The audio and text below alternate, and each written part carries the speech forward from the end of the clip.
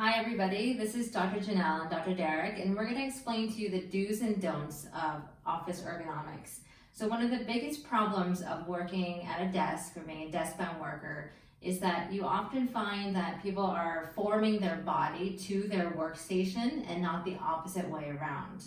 So Derek's going to demonstrate the typical posture that we see in all of our patients or people coming in. What happens when you sit in front of the computer for 2, 3, 5, 12 hours a day is that you start to create abnormal curves in your body and a lot of stress with the entire spine. So this is what, after a long day of work, you come home and you feel that stress kind of sinking in. This is what leads to the most common issues with neck and back problems.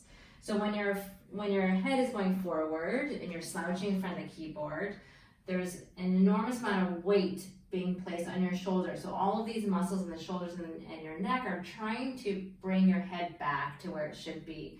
And not only that, but about 100% of your body weight is on the last two lumbar spinal bones, so L4 and L5, which is the most common place where people have disc issues.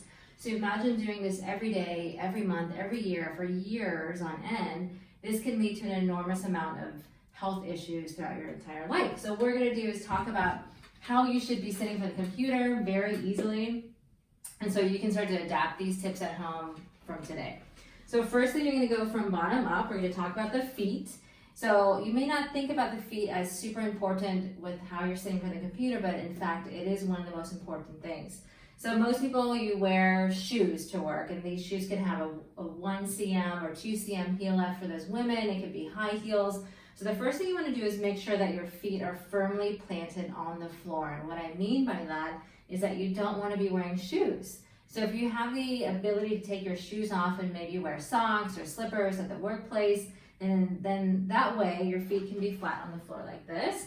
So if your feet were lifted with shoes, as you can see, Derek will demonstrate like this, it actually shortens the Achilles tendon, which leads to tightening of the calf muscles, tightening of the hamstrings, and then tightening of the whole posterior chain of the body.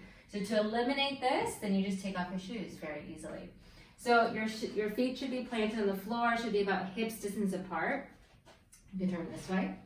And then going upwards, your knees should be below your waist or below your hips. So this is how you can tell that this chair is the right chair for you. So looking at Derek's knee here, it's definitely below the hip. So if he were to have a chair that was lower, too low for him, so his knee would be higher than his hip, what this causes is a flattening of the lower back and an opposite curve of where it should be. So having the knee below your hip allows this nice natural lumbar curve to form. So some people use a pillow, for instance, to place in the back of their chair in order to create this curve in their lumbar spine. So that's great, but if you can, just go without a pillow and just use your own postural muscles in your core and your midsection to keep yourself upright. That is actually a lot better. So going upwards now, so his knee, between the knee and the front of the seat pan here, there should be space. So it should be at least about a hand's width distance apart. So you do not want your knee to be up against the seat here. You don't want any compression in all of the blood vessels, the musculature, the ligaments, all in the back of the knee. And then in the backrest here, you do not want to use the backrest, so we encourage people to just scoot upwards of their chair so we know that there's space here, there's space here. So watch when Derek starts to use the backrest, what happens to his posture is that it goes forward, it goes slumps like this. So you don't want to use the backrest at all, you want to sit in front of the chair. Okay? If you need a rest or a break, maybe every hour from working on your computer, then you just simply lean back, close your eyes and relax. And then get back up and use your keyboard. So don't use a backrest while using your keyboard because then you automatically become in this banana-shaped position. So Derek's going to go towards the keyboard, okay? So what you want to make sure of is that the chair is high enough again so that your waist, your butt is lifted up from your knees, and you want to make sure your wrists are below your elbows. So your hands should feel no tension through the wrists, the arms, and the shoulders. So you should feel relaxed as if you're playing the piano. So your shoulders should be relaxed, your neck, your arms, and your wrists. So you should be just resting your wrists on the keyboard like so, okay?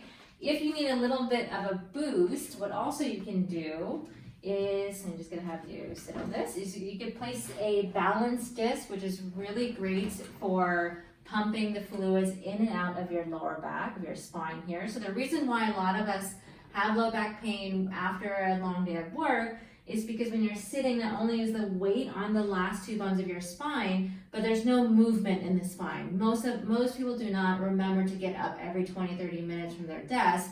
So you're sitting for long hours and there's no movement. So there's no fluid being able to be pumped up and down through the spine. So using a balance disc is really great. Also, a pillow would be really great if you don't have a balance disc. Okay, so where the computer monitor should be, so I'm gonna take this off, is if you drew a line from your eye level all the way straight, it should reach the top of the computer screen. So this is how you know the screen is well adapted to your body type and not the other way around. We don't want to see people bending their head in any way, in any form. So you want to make sure that it's eye level like this.